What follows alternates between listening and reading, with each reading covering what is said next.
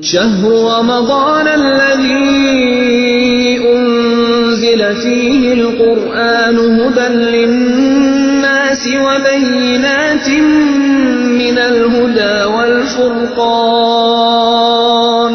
اور ابھی کل پرسوں ہوئی اور بہت سے لوگوں کے آج کے نزدیک آج ہی کہیں شب اول نہ ہو جائے، ابھی تو کنفرم نہیں ہے، لیکن بہرحال ایک چیز ہو تو سکتی ہے. تو شب اول اور جیسے کہ کہا بھی جا رہا ہے کہ آج مطلع شاید صاف ہوگا، تو کراچی اور اس کے افق پر اس کا پاکستان کے اکثر شہروں میں صاف ہونے کی وجہ سے چاند کا نظر آنا ممکن ہے.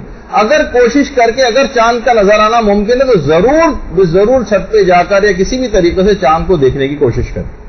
اور چاند کو دیکھنے کے بعد ایک خاص دعا پڑھی جاتی ہے، وہ آپ مفاتی سے دیکھ کر وہ ضرور پڑھیں. آنکھوں کی بیماری سے پورے سال آنکھوں کی بیماری سے آپ محفوظ ہو جائیں گے. تو شب اول چاند دیکھنا. دوسری چیز جو اس سلسلے میں کہی جاتی ہے کہ تطہیر حقوق اور توبہ. اگر کسی کے تو آپ دیکھیں کسی کے کوئی چیزیں آپ کے پاس موجود ہیں، آپ نے کسی سے لے کر آئی ہوئی ہیں، آپ نے واپس نہیں کیے اب تک، کھنگالیں چیزیں، کسی کو کوئی حق آپ کے ذمے نہ ہو. خمس آپ نے نہیں دیا، آج کی رات بیٹھ کے خمس نکالیں کن کن چیزوں پر ابھی فی الحال اگر دینے کے اتنی اماؤنٹ آپ کے پاس نہیں ہے تو واقع میں شرع اس کے نمائندے سے فون پہ بات کر کے یا ان سے وقت لے لیں کہ میں اتنے دن میں اتنے مہینے میں آپ کے پاس پہنچا دوں گی. اگر ایک دفعہ اجازت مل جاتی ہے تو کم سے کم اس حرام سے آپ بچ جائیں گے.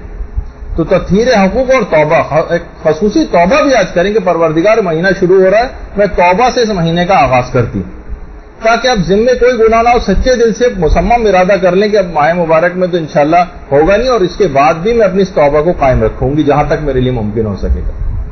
اول ماہ کا غسل اس مہینے کا وہ بھی آپ کریں. غسل توبہ کی نیت بھی اس میں شامل کر لیں، اور اسی ایک ہی غسل کے اندر غسل زیارت امام حسین علیہ السلام کی نیت بھی اسی میں کر لیں.